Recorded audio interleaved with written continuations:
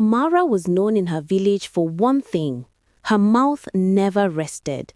She could turn a whisper into a storm and a secret into a song. Everyone liked her charm at first, but her words always carried more than they should. Even in her workplace, her laughter echoed louder than the typewriter. She always had something to say about someone, never missing a story, never skipping a name. And so began her path, paved with words sharper than knives. When Amara got a job at Mr. Okoro's printing office, she promised to change. But gossip followed her like a shadow. By her first week, she had already told Tunde that the boss had a secret wife and whispered to Ngozi that the secretary was pregnant.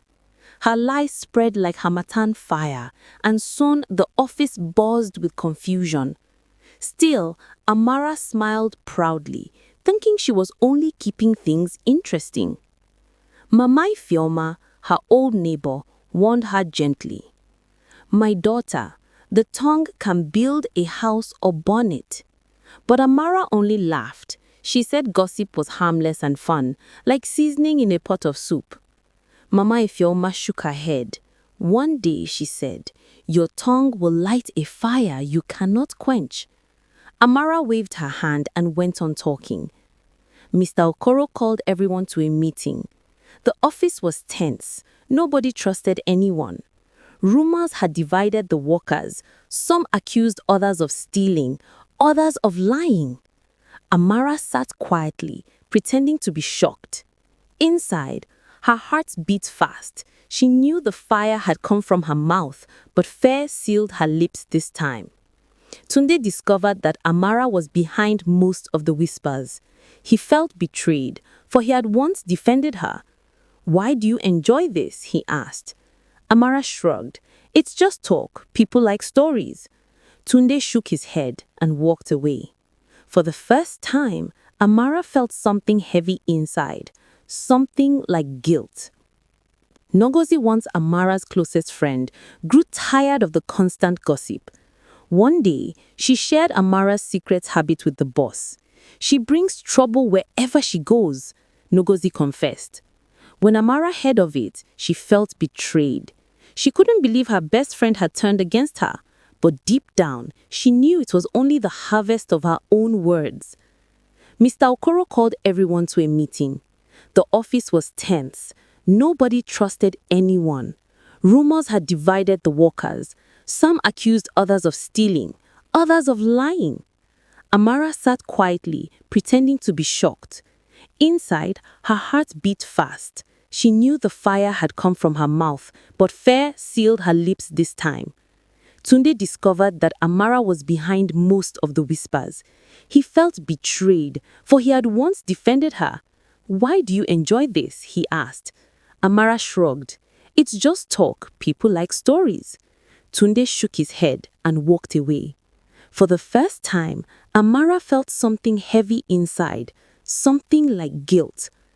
Ngozi, once Amara's closest friend, grew tired of the constant gossip. One day, she shared Amara's secret habit with the boss. "She brings trouble wherever she goes," Ngozi confessed. When Amara heard of it, she felt betrayed. She couldn't believe her best friend had turned against her, but deep down, she knew it was only the harvest of her own words. Mr. Okoro called Amara into his office. "You have poisoned my workers with lies," he said sternly. "Do you enjoy watching people fight because of your tongue?" Amara tried to explain, but her words twisted like snakes. Mr. Okoro sighed. "You are suspended for 2 weeks. Use that time to find your conscience." For the first time, Amara stayed home in silence. The house felt empty, like her voice had taken all the air with it. She realized she had few true friends. Most people avoided her. Mama Ifeoma visited and brought food. "Now you see what words can do," she said kindly. Amara nodded, her heart softening. One day, while buying tomatoes, Amara overheard women gossiping about a neighbor's failed marriage. Her old self almost joined in, but she stopped herself. It felt strange to stay quiet, But for once, she realized how ugly gossip sounded from another person's mouth. Amara went to the river to clear her mind. The calm water reflected her face, beautiful but restless. She threw a small stone into the water and watched the ripples spread wide. It reminded her of her words, small at first, but their effect reached far. She sat there for hours, thinking about how she could change. When she returned to work, Mr. Okoro told her that her position had been given to someone else. "You had talent, but you destroyed trust," he said.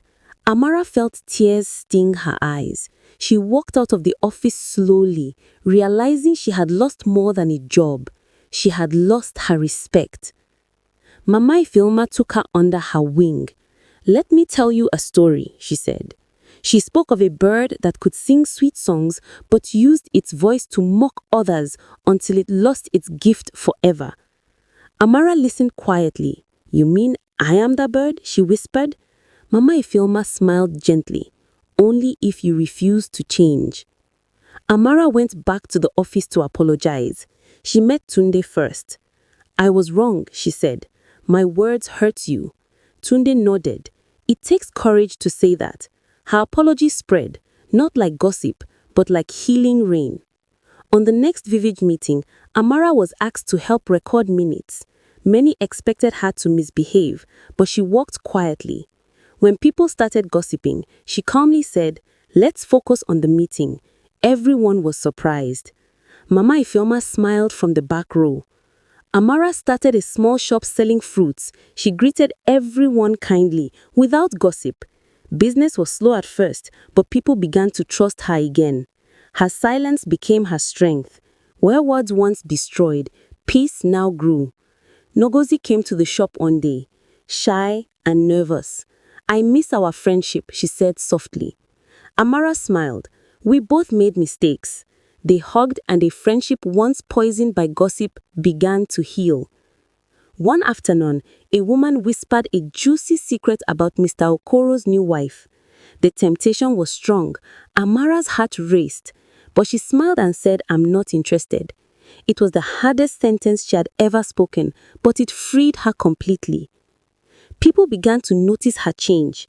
They trusted her with their problems because she no longer carried their stories around. Even Mr. Okoro visited her shop. "I see you've grown," he said.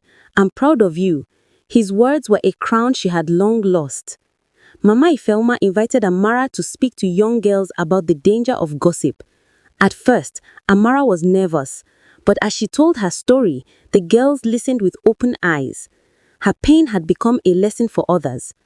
Amara learned that peace was not in talking, but in listening. The village began to call her Mwai Odu, the woman of peace. Her silence carried more weight than her gossip ever did. One day, a new woman moved into town, bold and talkative, just like Amara used to be. People began to suffer from her words. Amara approached her kindly and said, "I was once like you," and for the first time, she became a mentor, not a messenger. At the annual festival, Amara was honored for promoting peace and honesty. She stood before the crowd, humbled. She said, "Words can heal or destroy. I have spoken both kinds, but today I choose the ones that heal." The crowd clapped loudly. Before Mama Ifeoma passed away, she called Amara close. "You have turned your curse into a gift," she whispered. Amara cried softly. The old woman smiled. "Now your voice belongs to truth." Years later, Amara opened a small community center to teach children about kindness and respect. She called it the House of Quiet Hearts. The same tongue that once destroyed was now used to build. Amara walked through the market one morning, hearing people whisper, but this time their gossip was gone. Her story had changed the village forever. The wind that once carried lies now carried laughter, and Amara smiled, finally at peace. Thanks for watching. I hope you liked it. Please like, comment, share, and subscribe.